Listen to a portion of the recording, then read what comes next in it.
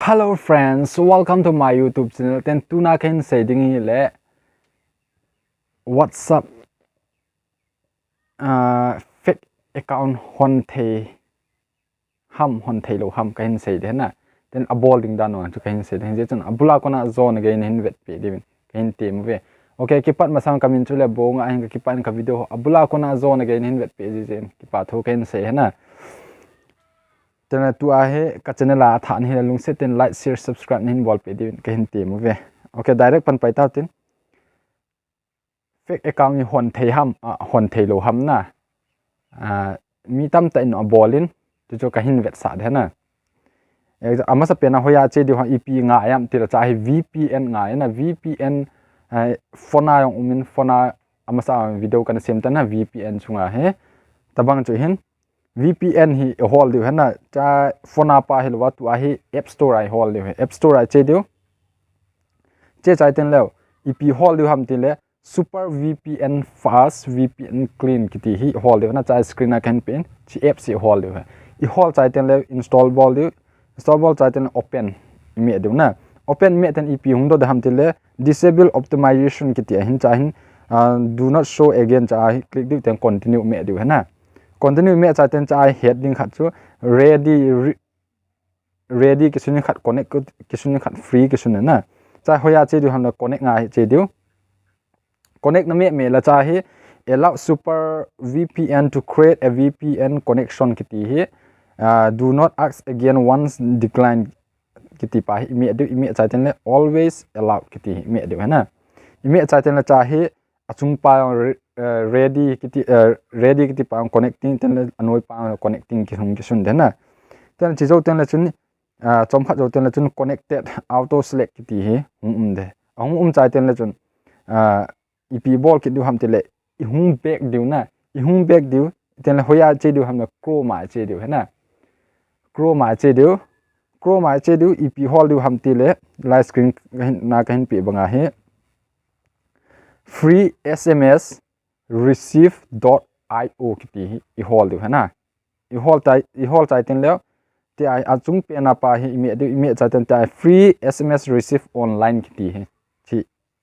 anoi lang tol diu hana chi hin anoi lang tol ten leo cha hi country tam ta ma VPN khabe video ka sim banga chu VPN country tam ta ma hana cha hi country number select diu hai example United States mean phone number then Canada ayong phone number na then India dihin gamdang ho dinga India sunga dinga India wan chu hi poina wa gamdang ho dinga chu India dihin e ho dinga he gamdang de na cha ep che di hana Canada phone number ai che di me cha ten lew cha hung de Canada phone number +1 867988739 kiti hi de ten la chizo ten la chun anoya hi receive SMS online kiti hin cha imi edu hena lai chu imi ting leo ep hung dam ti le langa he Canada phone number 1 plus te how to use kiti de hena cha screen na kapi banga how to use kiti din ten chizo ten la chen ep bol du ham ti le chi number chu ila diu hena ila diu copy theilo hena copy theipon chu event na su diu he jo hoya su diu ham te la WhatsApp na download ding example WhatsApp na ne sa hi la chu na ne ding extra WhatsApp na khat na download hena example GB lo business WhatsApp hu na download cha tel chi number chu Canada ham ep number na la ham na chi pa chu na bol diu cha hi India na me ding ten le phone number chu na pi de na pi cha ten le sorry cha hi India hi Canada na pi ding ten le cha +91 a hi +1 bonus ding ta number chu na me de na me cha ten le cha chu verification che de na verification che chu code number chu ya che dham ti le lai zo a na vet na chroma chu che de na chrome chu na open ki diu ten chi number na me pa number chu online hin cha na me diu anoi langa na tol diu a number chu na me cha ten le anoi langa na tol diu na tol cha ten le cha hi code number min tin apet pe na cha hi 20 second ago kiti na ka bol 20 second ago hin cha heading khat chu from this number snack video 0039 is your verification code cái tí cha hi a zo hi dan chu kilang dan chu na zo he che a hi chu WhatsApp ho hi fake account ga sim a hi thei poi na te chu het de fake account ki sim thei lo a ji chu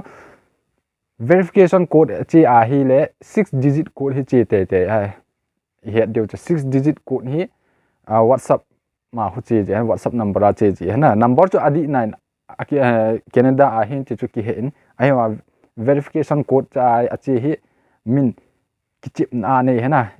net hi ki chip na ne number a ko na chu